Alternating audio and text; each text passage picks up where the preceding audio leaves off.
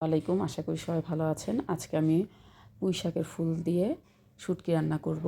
এর জন্য আমি কিছু পুঁই ফুল পরিষ্কার করে নিয়েছি, সাথে নিয়েছি মাঝারি সাইজের একটি আলু, আরও শুটকি ছেঁচে নিয়েছি। প্রথমে একটি কড়াইতে পরিমাণ মতো সয়াবিন তেল দিয়ে হাফ কাপ পেঁয়াজ কুচি হালকা ব্রাউন করে ভেজে নিয়েছি। এরপর এর সাথে হাফ চা চামচ আদা রসুন বাটা, হাফ চা চামচ হলুদের গুঁড়ো, হাফ চা চামচ মরিচের গুঁড়ো, সামান্য ধনিয়া ও জিরার গুঁড়ো ও স্বাদ মতো লবণ দিয়ে মশলাগুলোকে ভালো মতন কষিয়ে নিয়েছি।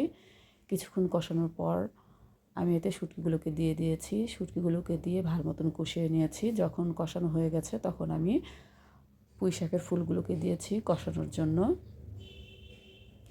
পুঁই শাকের ফুলগুলো একটু হতে টাইম লাগে, এর জন্য এটা আগে দিয়েছি কষানোর জন্য। পরে আমি কিছুক্ষণ কষানো হলে তারপরে আলু দেব। আমি শুটকিটাকে গরম পানি দিয়ে ধুয়ে আগে টেলে নিয়েছি, তারপর গরম পানি দিয়ে ধুয়ে তারপর ছেঁচে নিয়েছি।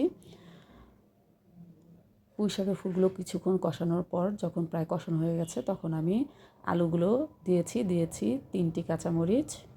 আলু দিয়ে কিছুক্ষণ কষিয়ে নিয়েছি। কষানো হয়ে গেলে আমি এতে গরম পানি অ্যাড করেছি। গরম পানিটা মূলত ঝোল ও সেদ্ধ হওয়ার জন্য আমি অ্যাড করি। যখন হয়ে গেছে একেবারে মাখা মাখা রেখে চুলা থেকে নামিয়ে নিয়েছি।